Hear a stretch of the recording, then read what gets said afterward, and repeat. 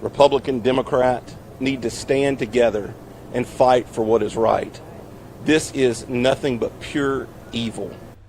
She was still carrying a bullet when she let the balloon go. Her doctors had made the decision before she left the hospital. The bullet was lodged in a position that made removal more dangerous than leaving it. So they sent her home with it still inside her. And the first place she went was not home. She went to the building where her children used to go to school. She stood outside in the morning air and she held a balloon. And when it was time, she released it. People around her did the same. City officials, teachers, children who had sat in the same classrooms as the kids who were gone. And her family, the people who know her best, will tell you something about her that does not fit into a news segment. There are days, they say, when she wakes up and forgets. She will tell someone that she needs to get her kids ready for school. She will reach for a routine that no longer has anything to return to. Her children are not coming home. Her name is Christina Snow. And what happened to her and to 8 children in Cedar Grove on the morning of the 19th of April, 2026, has been covered by CNN, NBC, the New York Times, and every major outlet in the country. The cameras came, the reporters came, the briefings happened, and then, the way news always moves, the story moved. But there is a version of this story that none of those outlets told in full. A version that begins not on April 19th, but 3 years before it. A version built on a specific spoken threat, a VA discharge, a missed phone call, a city council vote, and 3 illegal firearms that passed through the hands of 3 convicted felons before any official system registered that something was wrong. If you have been following this case, if you came here because you want to understand what actually happened and why this is where that story lives, before this video ends, you will understand not just the morning of April 19th, but every door that existed to stop it and every reason those doors did not open in time. If you are new to this channel, hit subscribe right now and turn on notifications. This channel exists for exactly this kind of reporting, verified, sourced, and complete. 4 separate investigations are still active on this case. When any of them produce findings, you will want to be here when we cover it. Drop a comment below and tell us where in the world you are watching from. This case has reached everywhere. Now stay with me. Cedar Grove is one of those neighborhoods that holds its history in its streets. It is a working community on the north side of Shreveport, Louisiana. The kind of place where people know each other's children by name, where front porches still mean something, where the distance between 2 houses is sometimes measured not in blocks, but in years of shared experience. Harrison Street and West 79th Street sit 1 block apart. On Harrison, Christina Snow had made a life. She had 3 children with a man named Shamar Elkins. Brylan Snow was 5 years old. Kadarian Snow was 6. Soraya Snow was 11, old enough to have plans, old enough to have told people what she wanted her future to look like. She wanted to open a homeless shelter one day. Those were her words. That was her intention. 1 block away on West 79th, Elkins lived with his wife, Sheniqua, who was 34 years old and the mother of his 4 daughters. Jayla was 3, Shayla was 5, Kayla was 6, Layla was 7. Also in that house were Shaniqua's sister, Kosha Pugh, her husband Troy Brown, and their 2 children, 10-year-old Marcaden and 12-year-old Mariana. Troy Brown described that house to reporters in the days after. His exact words were that it was never quiet. He said it pulsed with noise, laughter, and movement. 7 children across 1 household. A marriage that was coming apart but had not yet fully separated. 2 households connected by 1 man and by 1 block of asphalt in Cedar Grove. And by early 2026, that space between them was becoming something else. The divorce had been filed. Infidelity had been cited. Troy Brown confirmed it. Shaniqua had made her own feelings visible. On April 10th, 9 days before the shooting, she reshared a post on social media. It read, "For the first time in my life, I don't want to be nobody's woman or wife. I'm choosing me, my peace, and my freedom." Her caption was 3 words. This is the one. The court date to finalize the divorce was set for Monday, the 20th of April, 2026, the morning after. Now, here's where this case becomes something fundamentally different from the story that was reported. In 2023, Shaniqua had considered leaving. According to Betty Walker, the woman who raised Shamar Elkins, who spoke directly to the New York Times when Sheniqua raised the possibility of taking the children and walking away. Elkins told her what he would do. He said he would take her life, he would take the children's lives, and then he would take his own. Sheniqua stayed. When she raised the subject again later, he told her he was just playing. Those words, that specific declared outcome, that articulated threat with 3 named targets, never reached a police officer, never entered a court document, never appeared in a domestic violence database anywhere. For 3 years, that threat lived only inside this family, private, unrecorded, invisible to every system that existed specifically to act on it. Researchers who study intimate partner violence are consistent on this point. Explicit threats made in the context of a separation are among the strongest documented predictors of lethal outcomes, not impulse, not anger in the moment. A declared outcome, a plan articulated in advance, even if it is later walked back, even if it is later denied. This was not an accident waiting to happen. This was a specific future that someone had described out loud and that no one outside that room ever heard.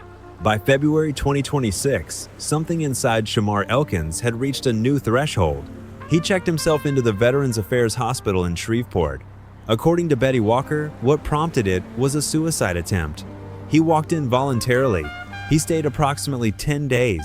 Then the VA discharged him. Back into the same dissolving marriage. Back into the same financial pressure of maintaining 2 households. Back into the same conditions that had produced the crisis in the first place, entirely unchanged. Troy Brown asked him directly when he came home. He asked him whether he thought he needed to go back. Elkins said he was fine. His words were, "I'm just going to deal with it." 10 days later, he posted on Facebook. He wrote, "Dear God, today I ask you to help me guard my mind and my emotions.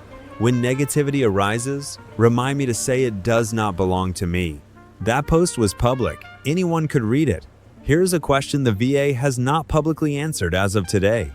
Whether a lethality screening was conducted before his discharge, whether the pending divorce, a documented high risk factor in intimate partner violence research, was identified as an elevated danger, whether his 2019 conviction, which legally prohibited him from possessing any firearm until at least 2029, was ever cross-referenced with his discharge plan or his living situation.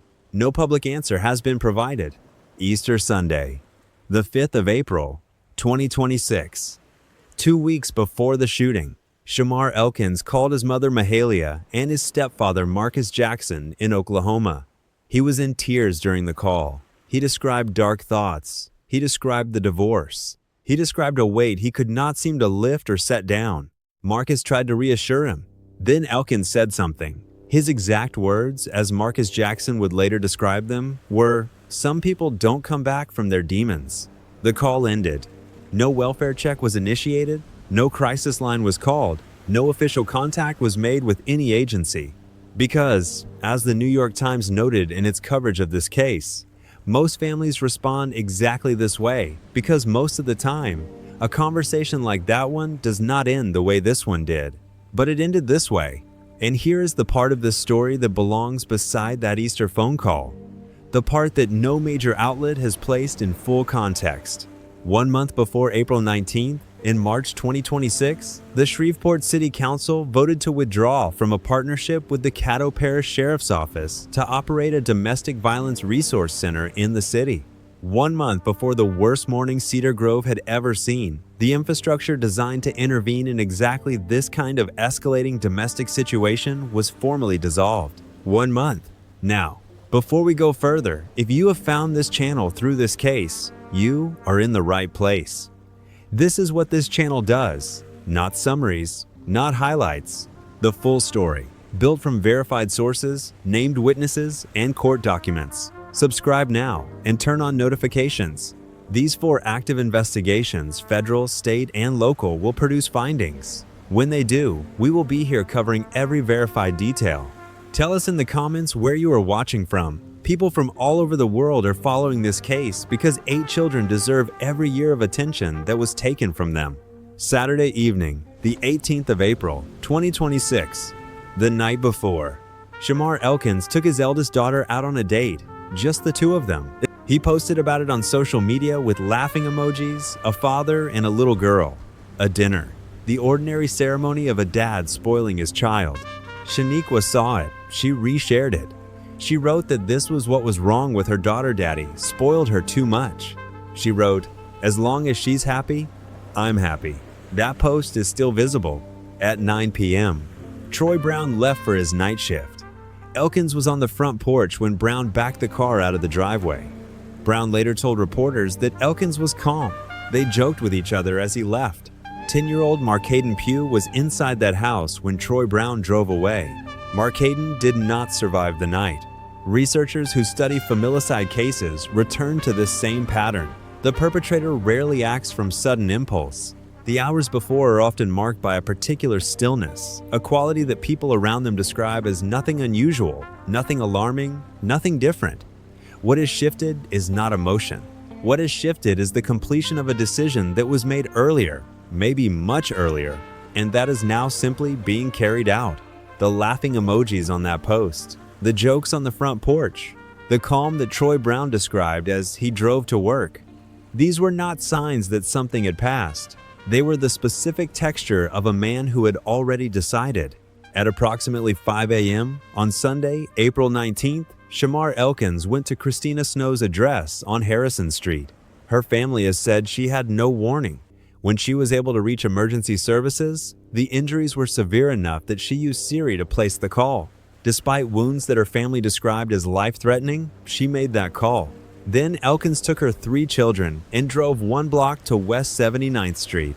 At 5:55 a.m., Shreveport police received the first call. Within minutes, officers were being deployed to what would become 5 simultaneous crime scenes. At 5:59 a.m., Elkins was identified by name. All occupants of the West 79th Street address were reported shot. At 6:01 a.m., officers arrived at the scene. At 6:07 a.m., a second call came from Harrison Street. A woman had been shot. Her children had been taken. At 6:10 a.m., dispatch connected both addresses into a single incident. At 6:43 a.m., officers cleared the West 79th Street house. 7 children were found inside. One child, 12-year-old Mariana, was found on the back roof. She had jumped. Evidence at the rear door showed the children had tried to find a way out. They had tried. Mariana survived. Shreveport Police Chief Wayne Smith, at his press conference the following day, said something worth sitting with. He said the chances are good this was not the first time, implying prior incidents, prior escalations, none of which had ever been reported, none of which had ever generated a file, none of which were on record anywhere. A law enforcement chief publicly acknowledging an architecture of silence that his own department's systems were never given the opportunity to penetrate. At 7:30 a.m., Shamar Elkins was pronounced dead in Bossier City following a confrontation with officers after a carjacking and a chase. Whether he died from officer gunfire or from a self-inflicted wound remains under active investigation by Louisiana State Police. No final determination has been made public. Now, the firearms. This is the layer of this story that goes beyond a single family, beyond a single morning, and into a set of systemic failures that created the conditions for this specific outcome. In 2019, Shamar Elkins was convicted of a felony. That conviction legally barred him from possessing any firearm until at least 2029. That prohibition was on record. It existed in the system. On the morning of the 19th of April, 2026, he had access to 2 weapons. On April 21st, the U.S. Department of Justice announced the arrest of 56-year-old Charles Ford, a Shreveport resident and a convicted felon, charged with felon in possession of a firearm and with making false statements to federal agents. ATF investigators traced one weapon to its original legal purchaser, who told agents she had given it to Ford. According to court documents, Ford confronted Elkins when he suspected Elkins had taken the weapon. Elkins became aggressive. Ford chose to let the matter go. U.S. Attorney Zachary Keller was direct in his statement.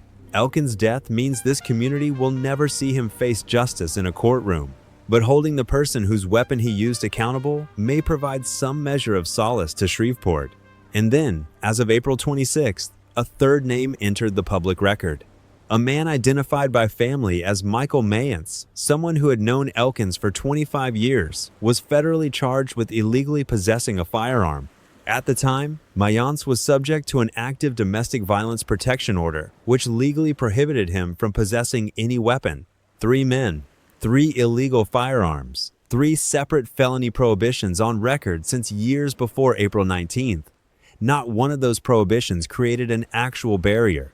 Not one produced an intervention. Not one triggered any kind of cross-agency flag in any system that existed specifically to prevent this. 2 convicted felons. 1 weapon that should never have been in either of their hands.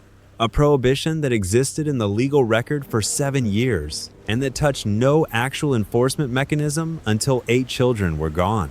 Before we continue, if someone came to mind while you were watching this, if something in this story felt close to something you know, the National Domestic Violence Hotline is 1-800-799-7233. That number is available 24 hours a day, 7 days a week. It is confidential, and if this kind of reporting matters to you, subscribing means you will be here when any of these 4 active investigations move. There is no pressure in that. You will simply know when this story develops. Let's look at the architecture of what existed before April 19th. Not the failures, not yet.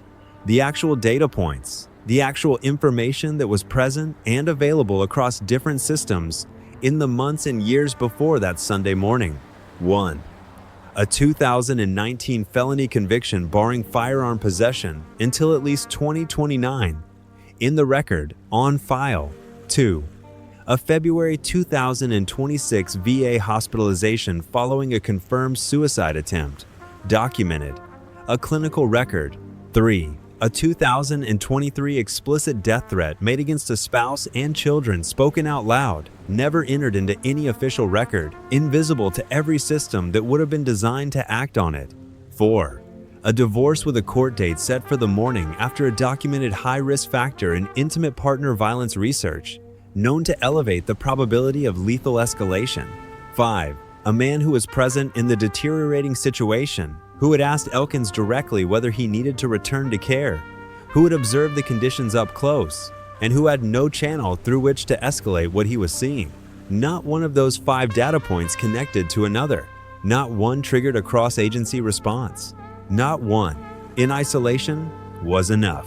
The 2019 conviction did not connect to a firearms monitoring system. The VA discharge did not interface with a domestic violence risk database. The 2023 threat had no official record to be connected to anything. The divorce filing existed in a civil court system that does not communicate with a mental health discharge system. The human observer had no formal mechanism to activate. 5 open windows, not one that operated in relation to any of the others. And 1 month before April 19th, the Shreveport City Council voted to close the one specific infrastructure point, the Domestic Violence Resource Center, that might have been positioned to connect some of these threads. Now we say their names. Jayla Elkins, 3 years old. Shayla Elkins, 5. Brillin Snow, 5. Kadarian Snow, 6. Kayla Pugh, 6. Layla Pugh, 7. Markaden Pugh, 10. Soraya Snow, 11. Soraya had dreams of opening a homeless shelter one day. Brillin and Kadarian told people they wanted to be community leaders. Those were their futures. Those were their stated intentions, spoken out loud by children who had every reason to believe they were going to grow into them. 5 girls, 3 boys. All of them gone before Cedar Grove finished waking up on a Sunday morning. There is one more detail in this story that belongs here. Their uncle Lionel Pugh spoke to reporters in the days after. He said that approximately 20 years ago, in this same month of April, both Sheniqua and Kosha Pugh had lost their mother to a crossfire shooting here in Shreveport. His words were, now they have to relive this same tragedy with their kids. 2 sisters who had already buried a mother taken by gun violence in this city. 2 sisters who had already rebuilt their lives from that specific devastation. And 20 years later, in the same city, in the same month, it came for their children. There is no frame large enough to hold that. As of today, Sheniqua Pugh remains hospitalized and is recovering. Both Christina Snow and Kosha Pugh have been discharged from the hospital. Before leaving, Kosha attended the children's vigil. In a wheelchair, she posted a message to her children. She said she was sorry she could not save them. Christina Snow walked out of that hospital with a bullet still in her body. She went to the building where her children used to go to school. She stood outside. She held a balloon, and when it was time, she let it go. She showed up for them. 4 investigations remain active as of today. The ATF's full firearms inquiry into how 3 illegal weapons moved through the hands of 3 convicted felons without triggering a single enforcement response. The federal prosecutions of Charles Ford and Michael Mayance for illegal firearms possession. The Louisiana State Police officer-involved shooting investigation into the circumstances of Elkins' death in Bossier City. The Shreveport Police Department's active motive investigation. None of these have produced final public findings.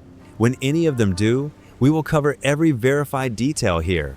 There is a question this case leaves that I want to put to you directly, not rhetorically, as a genuine request for your thinking. At which point do you believe this could have been stopped? The 2023 threat that was spoken out loud inside a marriage and never became a police report. The VA discharge that returned a man to unchanged conditions without any documented lethality screening. The weapon that Charles Ford chose not to secure when he suspected it had been taken. The City Council vote 1 month before. The phone call on Easter Sunday that ended without a welfare check. There is no wrong answer, but your answer tells us something specific and important because it identifies which door, in your judgment, needed to stay open. And if enough people can agree on which door that was, then the conversation about keeping it open for the next family becomes a different kind of conversation. 8 children had futures. Soraya Snow wanted to open a homeless shelter. Brillin and Kadarian wanted to lead their community. Jayla was 3 years old. Those futures were not taken in a moment. They were taken at the end of a 3-year sequence of visible, documented, partially recorded conditions that no existing system was designed to connect into a single picture. That is the story, all of it, as completely as it can be told right now. If you are still here, thank you for staying. Subscribe to this channel and turn on notifications now. When these 4 investigations produce findings, and they will, you will want to be here. Share this video for the families who are still waiting on answers, and leave a comment telling us where in the world you are watching from and what you think the answer to that question is. These 8 children deserved every single year that was taken from them. We will see you in the next one.